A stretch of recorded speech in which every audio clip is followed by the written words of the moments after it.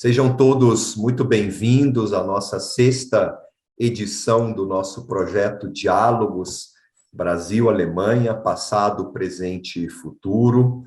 Desta vez, novamente, de forma virtual, teremos como convidada uma pessoa muito especial para nós do Instituto Márcio Staden, que é a Alessandra Almeida. A Alessandra é diretora executiva do Museu da Imigração, localizado na cidade de São Paulo, que é uma instituição gerida pelo Instituto de Preservação e Difusão da História do Café e da Imigração. O Instituto de Preservação e Difusão da História do Café e da Imigração, sigla INCI, foi criado em 1998 para impulsionar o desenvolvimento do Museu do Café, do lindo Museu do Café em Santos, estado de São Paulo, com o objetivo de posicioná-lo como principal responsável pela preservação e divulgação da história do produto no Brasil e no mundo. Em 2011, a Associação dos Amigos do Museu do Café passou a gerir não só o Museu do Café, como também o antigo Memorial do Imigrante, atual Museu da Imigração. Alessandra, seja muito bem-vinda ao nosso programa, Diálogos Brasil-Alemanha, Passado, Presente e Futuro. Muito obrigado por aceitar o nosso convite. Estamos muito honrados em recebê-la hoje para essa entrevista no nosso projeto. Muito bem-vinda. Olha, eu que agradeço pela oportunidade de participar de um projeto tão importante quanto esse, né, que a gente demonstrando a preocupação de apresentar, né, a migração, não só lá atrás, não só a migração histórica, mas a imigração presente, falar dessa possibilidade também de futuro, né, a perspectiva que teremos a partir de então. Então, para a gente é sempre um prazer, a gente espera que essa iniciativa seja copiada, seja multiplicada por outras instituições que demonstrem mesmo esse cuidado ao falar de um tema que é muito sensível ainda nos dias de hoje. Muito obrigada por ter me convidado a participar desse seleto grupo, né, para poder participar desse evento hoje virtual, né, mas quem sabe a gente possa ainda fazer um evento presencial aí ou aqui no Museu da Imigração. Com certeza. Muito obrigado pelas suas gentis palavras. Vamos conversar um pouquinho, então, sobre o museu. O Museu da Imigração está localizado no complexo da antiga hospedaria de imigrantes do Brás, se eu não me engano. Você poderia contar um pouco, para quem nos ouve hoje, o que era a hospedaria de imigrantes e qual era a função dela e um pouquinho da sua história? Vamos lá. Então, as hospedarias de imigrantes, elas passaram a ser construídas, né, no final, na segunda metade do século XIX já, por conta da extinção do tráfico de escravos, da promulgação da lei do ventre livre e também já tendo na pauta já o fim da escravidão, né? Então, por conta disso, e já pensando na possibilidade da falta de mão de obra nas fazendas, principalmente nas fazendas cafeeiras, começaram a construir essas hospedarias de imigrantes. E, principalmente, o Estado de São Paulo passou a ter uma política pública migratória, né, para poder realmente trazer esses imigrantes para poder suprir essa mão de obra. A gente fala da hospedaria de imigrante do Brás, mas diversas foram as hospedarias, né, construídas no Brasil. Então, a gente teve hospedaria não somente a hospedaria do Brás em São Paulo, a gente teve outras em Santos, teve a do próprio Bom Retiro, que foi anterior ainda à hospedaria do Brás, tivemos em Minas Gerais, Espírito Santo, Rio de Janeiro, então a gente teve outras também, mas a mais importante e a maior delas realmente foi a hospedaria de imigrantes no Brás, que foi construída, começou a ser construída em 1886, foi inaugurada em 1887, ela foi inaugurada assim, muito rapidamente, sem terminar a construção dela só foi finalizada, concluída em 1988, mas ela funcionou como uma casa de abrigo, né, de 1887 a 1978, então vocês podem observar que realmente ainda é muito recente, né? Isso, essas casas de acolhida. Então, para vocês entenderem um pouco da logística disso, né, de como era, então, existia essa política de Estado, né, que as pessoas recebiam, já vinham, principalmente da Europa, que estava num momento muito difícil mesmo, né, lá no final do século XIX, início do século XX, e eles vinham já com contratos, muito deles já com contratos firmados para serem direcionados para as fazendas de café no interior do estado de São Paulo. Então, eles chegavam na hospedaria através do trem, então eles desciam, a grande maioria deles, né, no Porto de Santos, subiam a serra de trem. A hospedaria, ela tem uma estação, então a localização dela, ela foi pensada para que ela pudesse ter essa logística e esse fácil acesso, tanto para a chegada de Santos para São Paulo, até mesmo pensando na possibilidade de chegar no Porto do Rio de Janeiro e ser encaminhado, mas também pensando no encaminhamento desses migrantes para as fazendas cafeeiras no interior de São Paulo, né? Então, eles ficavam, em média, 7 dias dentro da hospedaria. É certo que, quando eles chegavam, existiam já intérpretes lá para poder receber, porque a grande maioria não falava, não tinha nem sequer uma ideia do que era o português, e eles passavam também lá por questões de ordem sanitária, então eles tinham toda a sua bagagem, era recolhida assim que chegava, passava por toda uma higienização, tinha toda a parte sanitária mesmo, que hoje é muito falada, né, muito noticiada, tudo, mas naquele tempo, né, já se tinha muitas pandemias, né, então tinha essa preocupação, e eles ficavam em torno de 7 dias dentro da hospedaria até serem encaminhados. A hospedaria era quase uma cidade, né? Então, ela tinha uma agência de empregos, ela tinha uma agência de correio, ela tinha a parte de refeitório, a parte de saúde, e tinha, inclusive, e até curiosamente falando, tinha inclusive uma cadeia lá dentro, porque, né, foi um local que recebeu mais de 2,5 milhões de imigrantes, e então você imagina que haviam também muitos conflitos dentro desse espaço. Impressionante, um mini município, então, podemos dizer, né? Exatamente. Infraestrutura, um mini município. Um mini município, é isso mesmo. Puxa, que interessante, Alessandra. Então, a história da hospedaria, você disse que eles ficavam, em média, 7 dias na hospedaria, e acredito que foram, então, várias nacionalidades também que passaram pela hospedaria.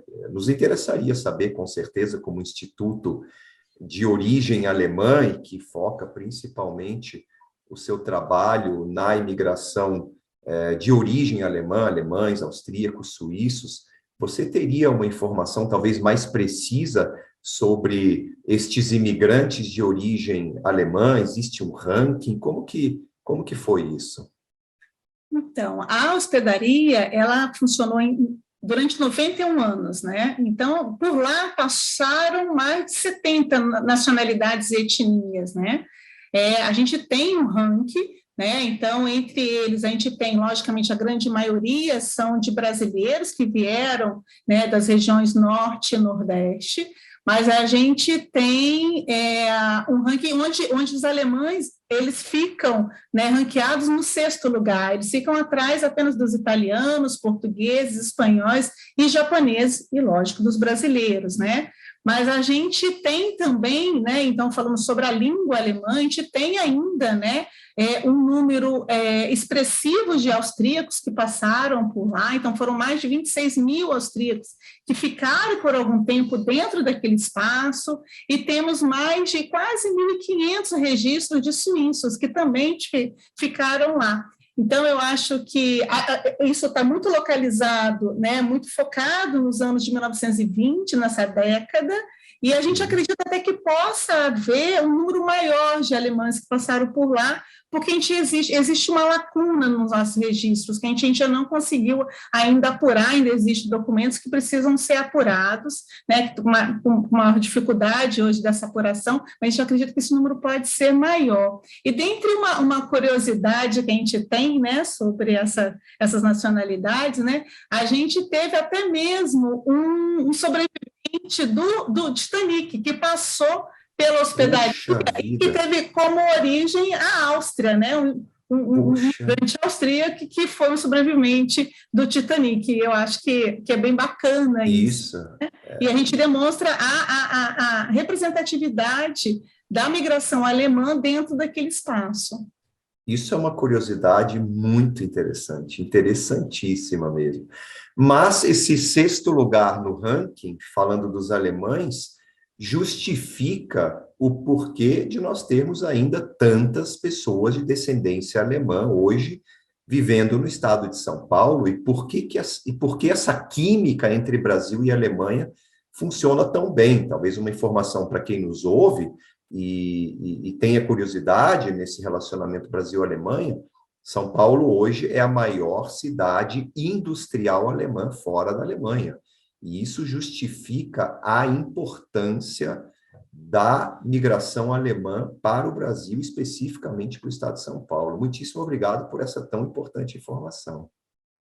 Agora, pelo que você contou, muito interessante, Alessandra, a importância dessas hospedarias num passado não muito distante, né? Se nós pensarmos a nível do ponto de vista histórico, as hospedarias, elas tiveram, a antiga hospedaria, uma importância muito grande, então, para a história das migrações para o Brasil. O atual museu, ele ainda possui um acervo para pesquisas e consultas.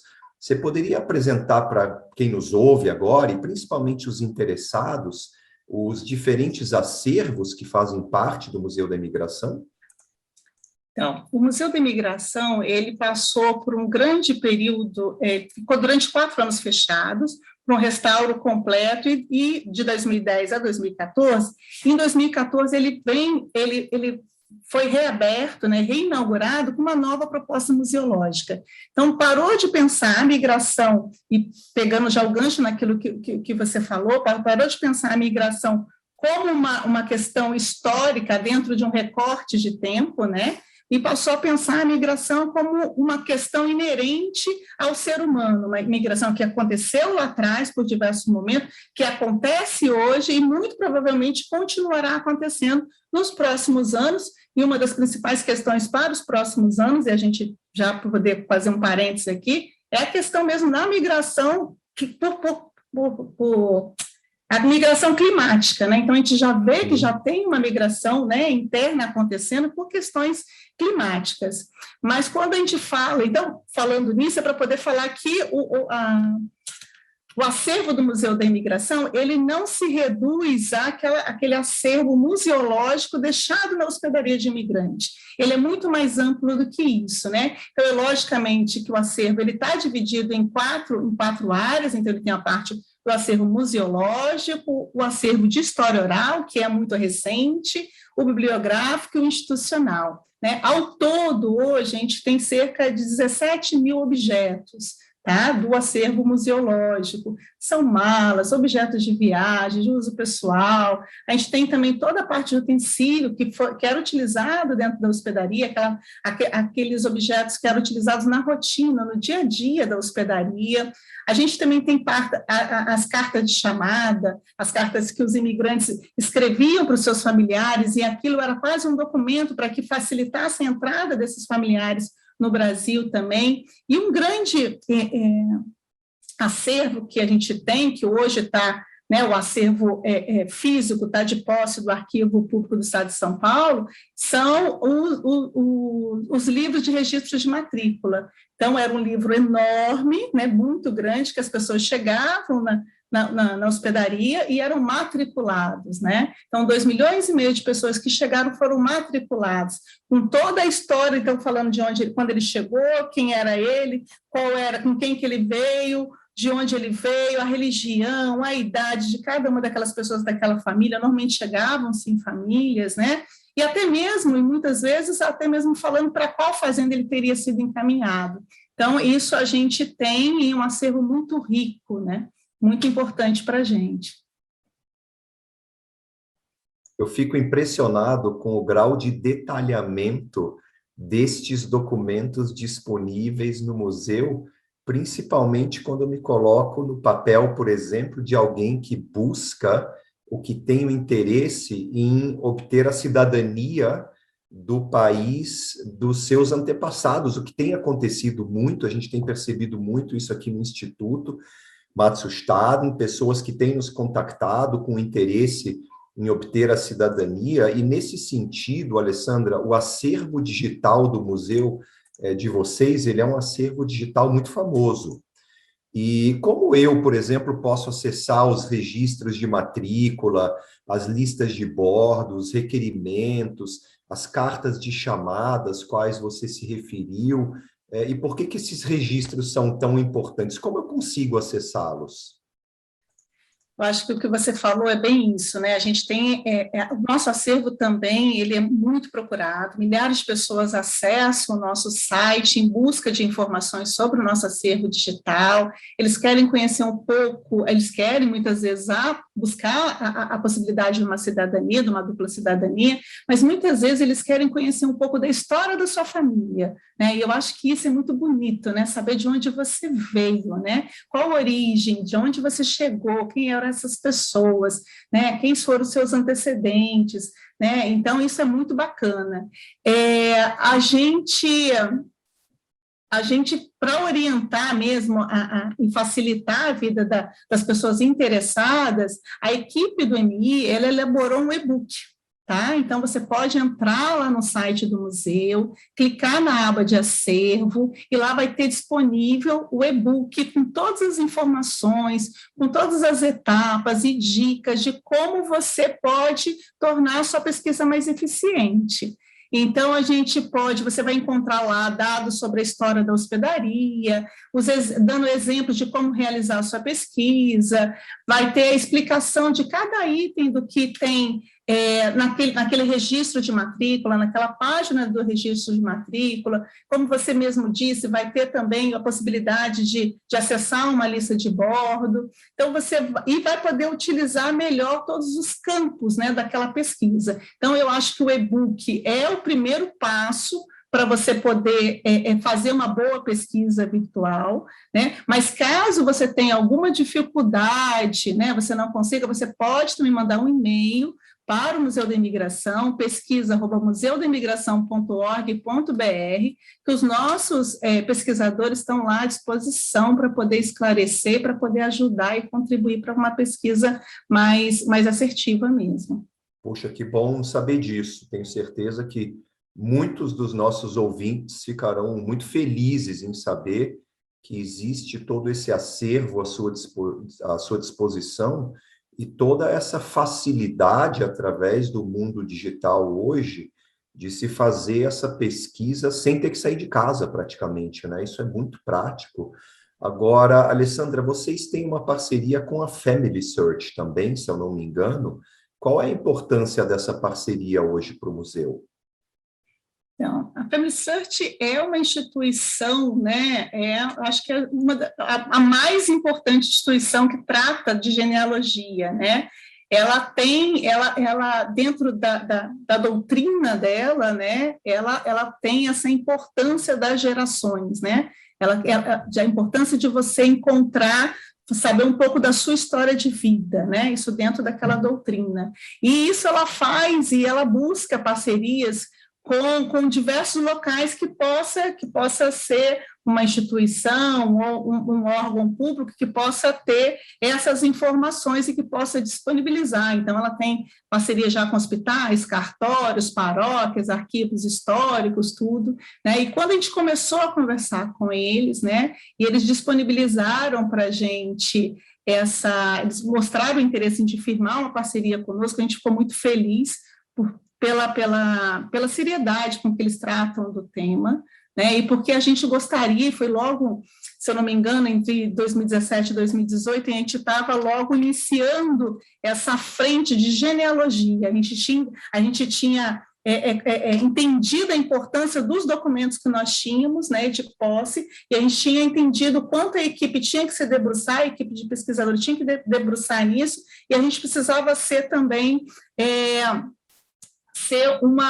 mais um espaço mesmo para poder tratar do tema, né? Então, foi a partir dessa parceria firmada com o Family Search que a gente começou a ter a formação, né, uma área de formação ligada à genealogia, começamos a realizar palestras, seminários, cursos tratando do tema. Mas a parceria em si com o Family Search, ele fez com que o nosso Centro de Preservação, Pesquisa e Referência, que nós chamamos carinhosamente de CPPR, né, fez com que a gente se tornasse a primeira biblioteca afiliada ao Family Search no Brasil. Então, o Family Search tem uma plataforma virtual que você pode acessar diversos dados, mas existem outros dados, alguns dados ou muitos dados, que para você poder acessar, você tem que ir até um desses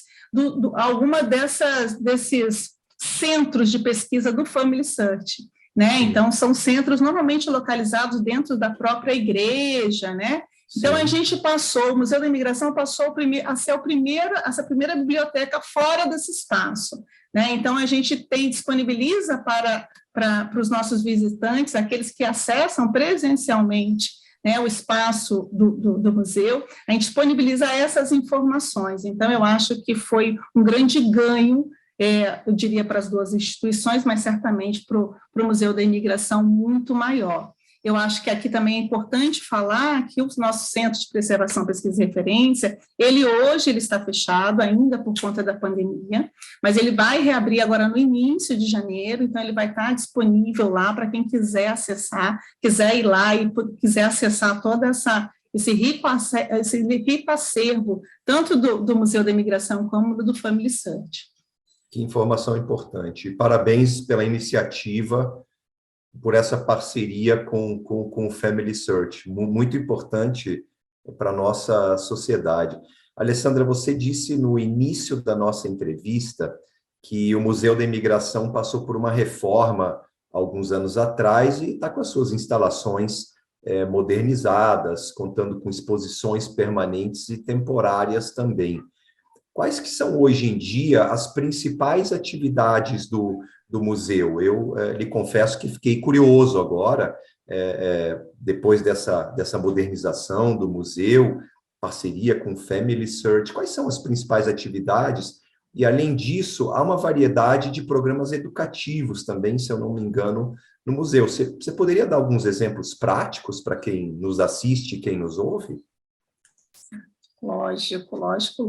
A gente realmente reabriu em 2014, né, valorizando ainda mais esse encontro dessas múltiplas histórias e origem, né, a gente passou a ter como missão, o Museu da Imigração tem como missão promover o conhecimento e a reflexão sobre a imigração humana e a sua contribuição para a diversidade da formação social brasileira. Então, quando a gente fala desse tecido social, né, ele só é o que ele é hoje aqui no nosso país por conta dessa diversidade de nacionalidades migrantes que passaram e que passam aqui ainda. E isso fica muito claro quando a gente fala da capital a capital São Paulo, né? O quanto ela é diversa, o quanto ela é múltipla e o quanto ela se tornou essa metrópole por conta dessas migrações.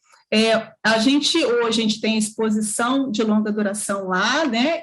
Migrar experiências, memórias e identidades, que a gente fala sobre esse deslocamento humano, fala um pouco sobre essa rotina da própria hospedaria, a gente começa a falar sobre essa migração contemporânea, que é tão importante ainda. A gente está, nesse momento, a gente está com 4 exposições, com 3 exposições temporárias, então a gente tem 1.300 graus das cinzas uma árvore, da ceramista Ideco Roma, temos Rostos Invisíveis da Imigração no Brasil, do artista angolano Paulo Chavonga, e temos uma que foi realizada, teve a sua curadoria realizada internamente, né, pela equipe do próprio museu, Mulheres em Movimento, né? A instituição, ela realiza diversos eventos, né? A Festa do Imigrante é o principal evento realizado no museu, né? Onde congrega diversos países, mas a gente também tem essa área de formação com administração de cursos, temos mostras itinerantes para poder ir para diversos locais, a gente faz também ações extramuros, né? Mas sempre promovendo e sempre refletindo sobre a imigração contemporânea, sobre os direitos humanos, sobre a migração histórica. Aí você me perguntou sobre as atividades educativas, elas também são muito diversas, né? Elas também têm várias frentes, né? E ela tem hoje quatro programas, tá? Então, elas trabalham em 4 frentes com programas, que é o programa Museus e Comunidades, que eles tentam se aproximar e criar uma relação mais estreita com as comunidades migrantes do nosso entorno, além de públicos específicos com deficiência, idosos, pessoas em situação de vulnerabilidade. A gente tem o próprio programa destinado para o público interno, para poder fazer com que a nossa equipe entenda tudo aquilo que a gente trabalha, reconheça e valorize todo aquele patrimônio que a gente está lá, né, preservando e que a gente está disseminando essa história. Então, não adianta você colocar uma pessoa para integrar a sua equipe se ela não tem o conhecimento do todo, de tudo aquilo que você faz. A gente tem um programa também direcionado para as famílias, então, que é denominado Museus e Famílias, pensando já nesse público espontâneo que vai ao museu, que chega ao museu sem um agendamento, mas que ele precisa ser bem recebido, que ele precisa ter um tipo de atividade coerente com aquilo que ele vai fazer no museu. E eu acho que é o principal público nosso, né, porque é o público escolar, né? Então, a gente ter um público direcionado, né, para escolas, né, tanto do entorno e principalmente para o entorno, né, como as mais distantes, né, para poder receber. Isso é feito através de visitas agendadas, né, as escolas agendam as visitas, e como a migração é um tema que ela integra o currículo escolar, né? Então é muito importante, né? Então a gente recebe esses alunos lá, então a nossa equipe, a gente tem um núcleo educativo que faz esse acolhimento desses alunos, e antes disso ele faz um acolhimento prévio com os professores, para que eles possam alinhar, né? Entender a expectativa daquele professor com aquela visita, né, e que ele possa atender da melhor forma aquela demanda. E dentro desse programa de público escolar, eu quero destacar aqui um projeto que eu gosto muito, que eu acho muito interessante, que é o projeto Museu Vai à Escola, né? É um projeto realizado em parceria com escolas públicas, né, porque são as escolas que mais têm dificuldade realmente de se deslocar e fazer uma visita até aquele espaço cultural, até por conta mesmo do próprio transporte, né? Mas os nossos educadores, eles propõem atividades com intervenções na sala de aula. Então, a gente leva parte e a gente leva um projeto para a sala de aula, e depois, muitas das vezes, a gente consegue até mesmo viabilizar essa visita no final desse projeto. Então, é um projeto muito interessante, porque a gente sai do nosso local de conforto, né, que é dentro do nosso espaço, e a gente vai para dentro das escolas e a gente conhece outra realidade, né, de pessoas que não têm esse contato tão de perto com a cultura, né? Então, eu acho que isso é muito bacana. Parabéns. Esse projeto é importantíssimo, inclusive o Instituto Márcio Stadler, ele é mantido por um colégio, pelo Colégio Visconde de Porto Seguro. Nós ficamos dentro de uma das unidades, nos localizamos dentro de uma das unidades do Colégio Visconde de Porto Seguro, no bairro do Panambi, em São Paulo. Nesse sentido, eu gostaria de agradecer muito à Fundação Visconde de Porto Seguro e o colégio pelo apoio ao Instituto Márcio Stadler.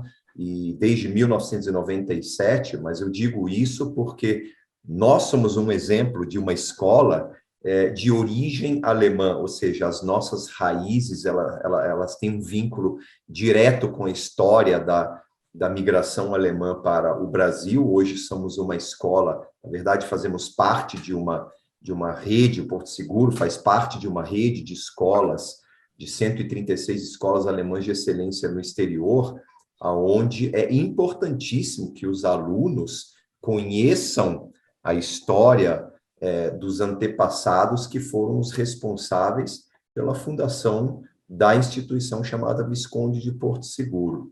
Então, nesse sentido, parabéns pelo projeto, muito bom saber que ele existe, e principalmente esse projeto de levar o museu até a escola, principalmente para aquele público que não tem, muitas vezes, o acesso até o museu. Parabéns por todos os projetos, mas especificamente por esse da educação que nos move muito.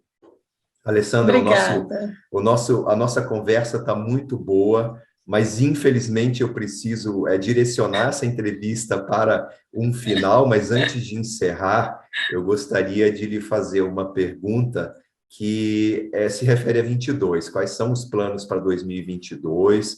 Nós estamos na expectativa de que seja um ano diferente daquilo que foi o ano de 2020 e 2021, todos nós estamos vivendo essa grande expectativa, e eu acredito que vocês aí no Museu da Imigração também estão com planos bastante ambiciosos.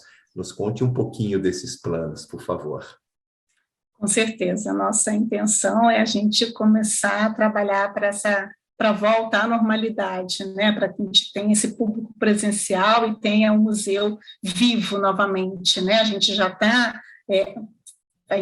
nesse processo de retomada, mas a gente quer que isso se intensifique no próximo ano, e a gente, logicamente, a gente vai dar continuidade aos trabalhos que vêm sendo realizados nos últimos anos, mas a gente tem duas datas muito importantes em 2022, né? A gente tem o centenário da Semana de Arte Moderna de 1922, então uma data muito importante que precisa ser comemorada. Então a gente está preparando, né, uma grande programação, né, relacionada a isso, para poder trazer informações relevantes mesmo para o nosso público e de repente dar mais e conseguir um público diferenciado e ter mais visibilidade no museu. Dentre elas, a gente já está com tratativas bem avançadas para a gente poder fazer uma grande intervenção artística no muro em frente ao museu, porque é um espaço que o museu está dentro de uma região que precisa de uma revitalização, então o nosso entorno a gente precisa disso.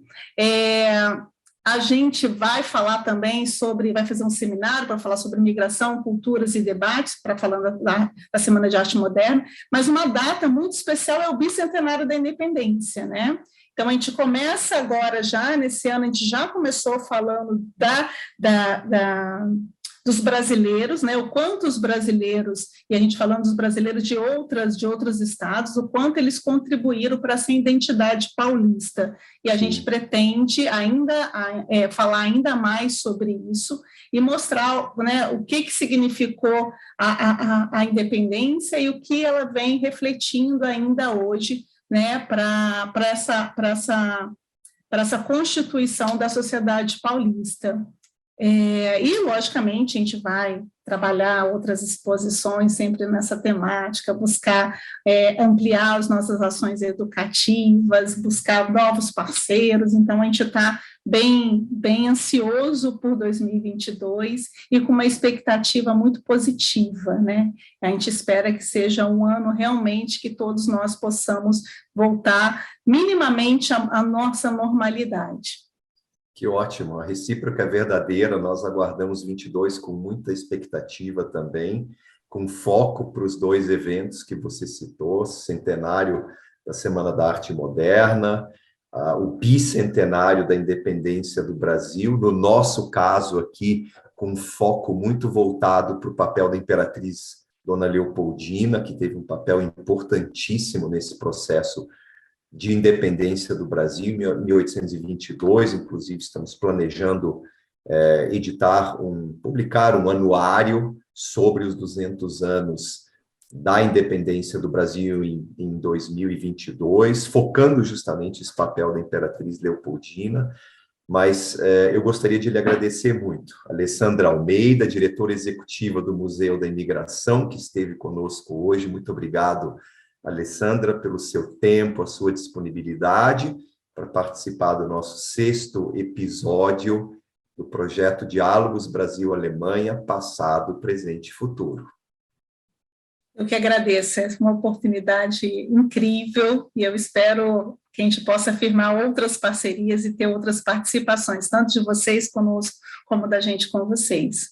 Muito obrigada. Certeza. Nós que agradecemos e, finalizando, não deixem de nos acompanhar nas nossas redes sociais, Instituto Márcio Staden, no Facebook, no Instagram e principalmente no nosso canal do YouTube. Muitíssimo obrigado e até o 7º episódio, depois em 2022. Muito obrigado.